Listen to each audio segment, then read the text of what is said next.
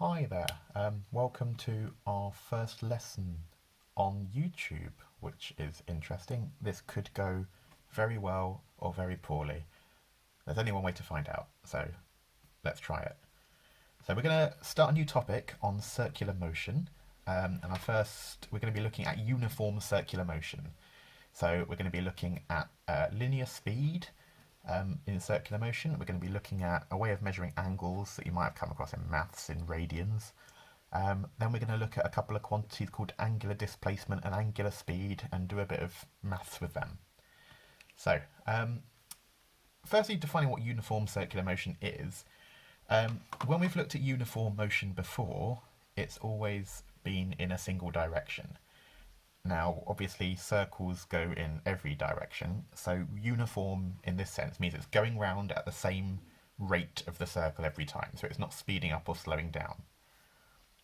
Notice I'm not using the word accelerate, and we'll come to that in a bit.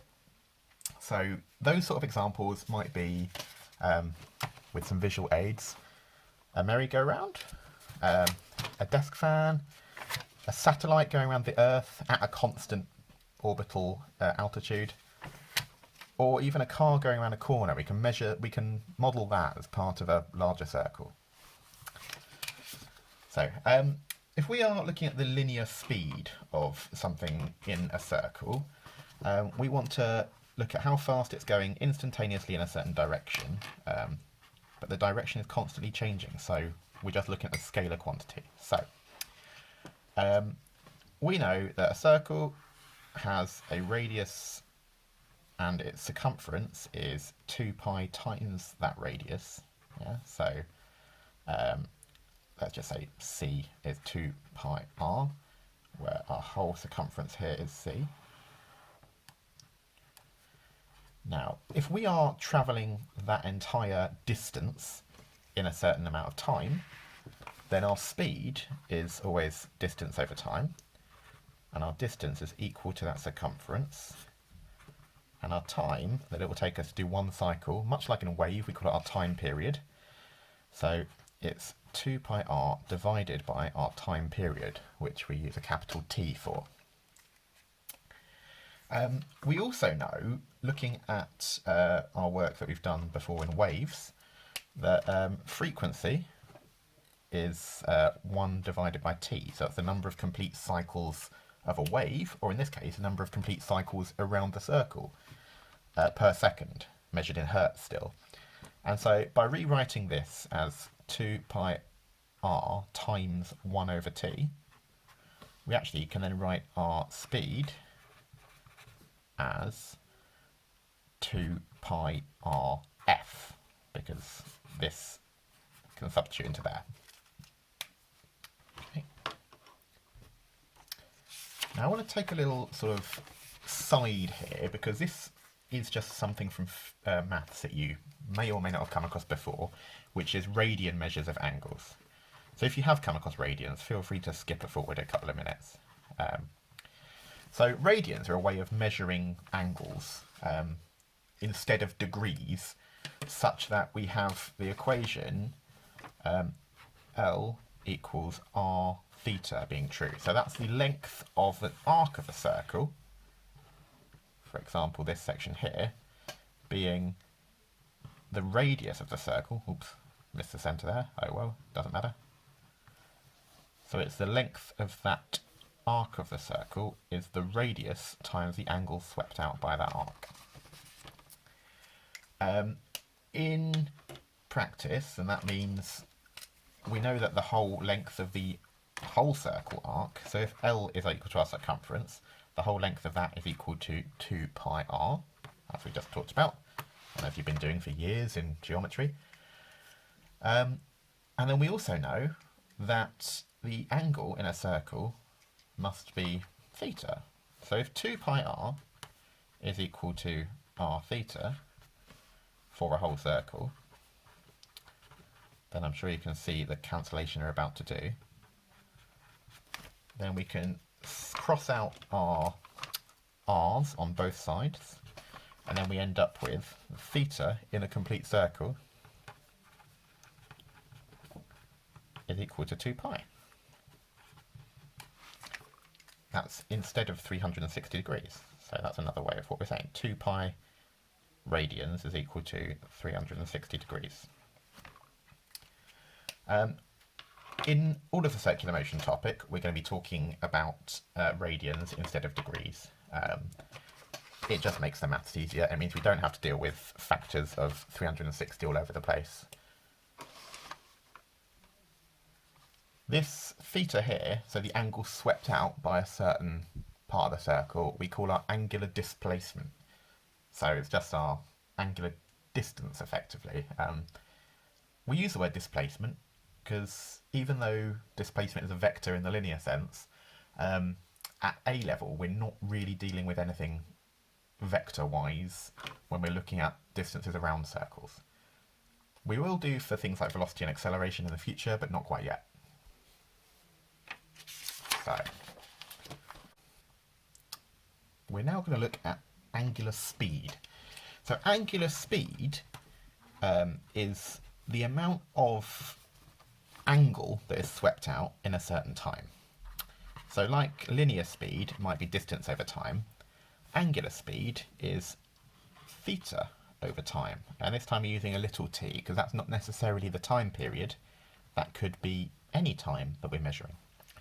And the symbol we use for angular speed is another Greek letter, is the Greek letter omega, a lowercase omega, so not the same as the ohm sign. It's this curly thing here. It's very tempting to call it W. Try not to, because that just ends up with confusion later on. So, angular speed is theta over t. And we know that for the whole circle, I'm going to write this again, because it's on the other page. So for our complete circle, then theta is equal to 2 pi. And if it's going round the complete circle, t is equal to capital T. So our time period. Now if we do all this substitution in, we have omega is equal to theta over little t, which is equal to 2 pi divided by capital T. Now, we also can do the same thing that we did a minute ago by saying 2 pi times 1 over t, which is equal to 2 pi f. So if I just write that in slightly more concise notation, omega is equal to 2 pi over t, which is equal to 2 pi f.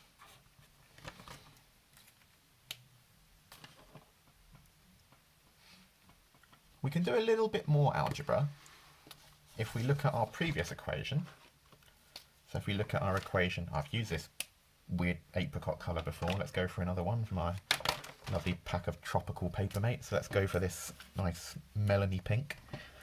So if we use our other equation, which is v equals 2 pi rf, or 2 pi r over t, you can do the derivation both ways, then we can notice that we've got this here, 2 pi f, is also in this here 2 pi f. So we can do the substitution in for omega. So we can actually say v is equal to r times omega. So our linear speed is equal to the radius of the circle times by the angular speed, which you can compare that to the equation for the length of an arc in a circle when we looked at radian measure a minute ago. So now we've had a look at those, we're going to do a quick little, it's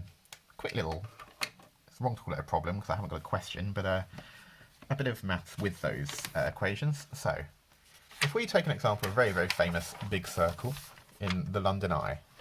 So the London Eye has a diameter of 120 metres and it does one revolution in 30 minutes. So we can work out quite a few things here. So we've already got that the diameter is 120 metres, which tells us that the radius is half of that, is 60 metres.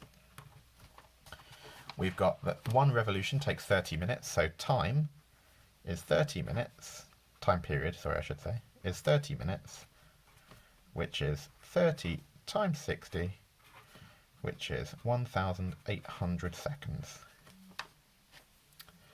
So now that we've taken all of those, we can try and work out some other things. So we can work out our linear speed, which is going to be 2 pi r over t, which is then equal to 2 pi times 60 meters divided by 1,800 seconds.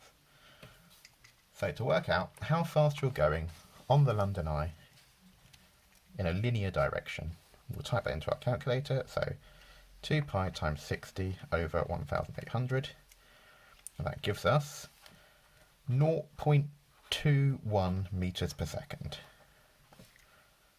So not fast, but not imperceptibly slow. If we're then going to work out our angular speed, we could do that in several different equations. Let's go from the basic one that we did first. So let's look at omega is equal to 2 pi over t, which is then 2 pi over 1800, which gives us 2 pi over 1800 equals 3.49 times 10 to the minus 3, and the units for that are going to be radians, which you write as rad, per second. So rad seconds to the minus 1. So that's the end of my sort of first little topic on uniform circular motion. My next video is going to be on acceleration and forces in circular motion. Like I said at the beginning, this is the first time I've done this, so any sort of feedback would be really, really appreciated. Please don't hold back, but at the same time, please try and be constructive. Thank you so much.